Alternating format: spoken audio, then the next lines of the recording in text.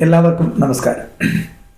1984 December 2 അർദ്ധരാത്രി കഴിഞ്ഞ സമയം ഭോപ്പാൽ റെയിൽവേ സ്റ്റേഷനിൽ തൻ്റെ ഓഫീസിൽ ജോലിയിൽ മുഴുകിയിരുന്ന deputy superintendent Ghulam Dastagir Kanpur Kharagpur express സ്റ്റേഷനിലേക്ക് എത്തിച്ചേരുന്നതിന് മുന്നോടിയായി പ്ലാറ്റ്ഫോമിലേക്ക് ഇറങ്ങുന്നത്.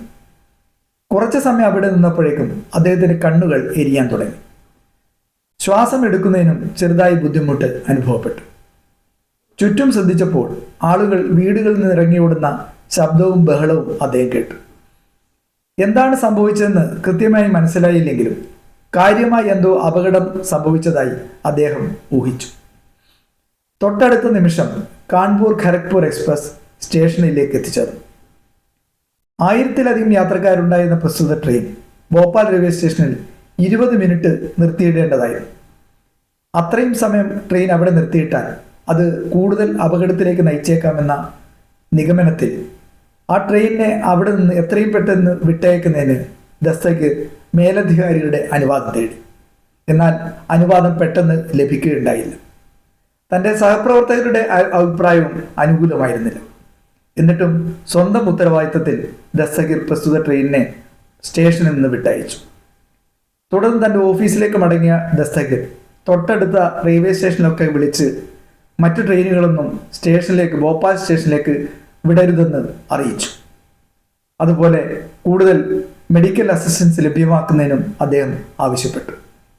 തൊട്ടടുത്ത നിമിഷം ദസ്തഗീറും റെയിൽവേ ജീവനക്കാരും കാണുന്നത് നൂറുകണക്കിന് ആൾക്കാർ സ്റ്റേഷനിലേക്ക് ഓടി വരുന്ന കാഴ്ചയാണ്.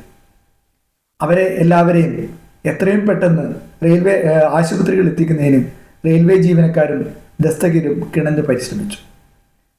ലോകം കണ്ട ഏറ്റവും വലിയ വ്യാവസായിക ദുരന്തങ്ങളിലൊന്നായ ഭോപ്പാൽ വാതക ദുരന്തത്തിൻ്റെ ആദ്യ മണിക്കൂറിൽ ആയിരുന്നു ഇങ്ങനെയൊക്കെ സംഭവിച്ചത്.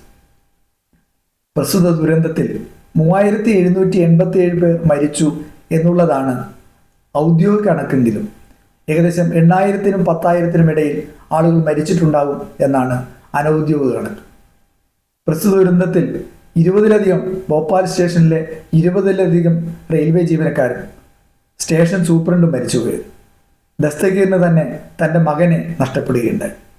ആ ദുരന്തം കഴിഞ്ഞതിന് ശേഷം ഏകദേശം 20 വർഷത്തോളം അദ്ദേഹത്തിന് നിരന്തരം ആശുപത്രികൾ കയറി ഇറങ്ങേണ്ടി വന്നു.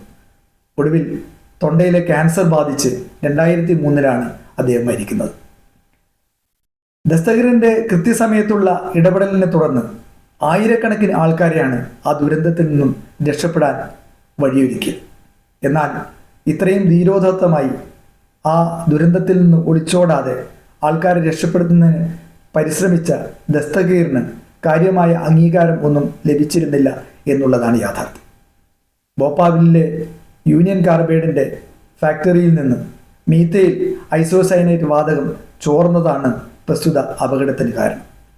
ആ അപകടത്തിന് ശേഷം ഇന്ത്യയിലെത്തിയ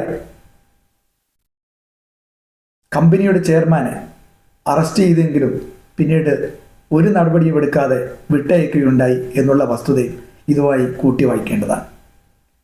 ഭോപ്പാൽ ദുരന്തത്തിൽ ഒരു രക്ഷകനെ പോലെ പ്രവർത്തിച്ച ഗുലാം ദസ്തഗീർ എന്ന ഡെപ്യൂട്ടി സ്റ്റേഷൻ മാസ്റ്ററുടെ പ്രവൃത്തികൾ തികച്ചും ശ്ലാഘനീയമാണെങ്കിലും കാര്യമായ അംഗീകാരങ്ങളൊന്നും ലഭിക്കാതെയാണ് അദ്ദേഹം മരണമടയുന്നത്. ഈ സംഭവത്തെ അടിസ്ഥാനമാക്കി യാഷ് രാജ് ഫിലിംസ് നിർമ്മിച്ച ദ റെയിൽവേമാൻ എന്ന സീരീസിലും ഇദ്ദേഹത്തിന് കാര്യമായ പരിഗണന ലഭിക്കുകയുണ്ടായില്ല എന്ന് അദ്ദേഹത്തിൻ്റെ ഒരു പുത്രൻ പിന്നീട് പരാതിപ്പെടുകയുണ്ടായി.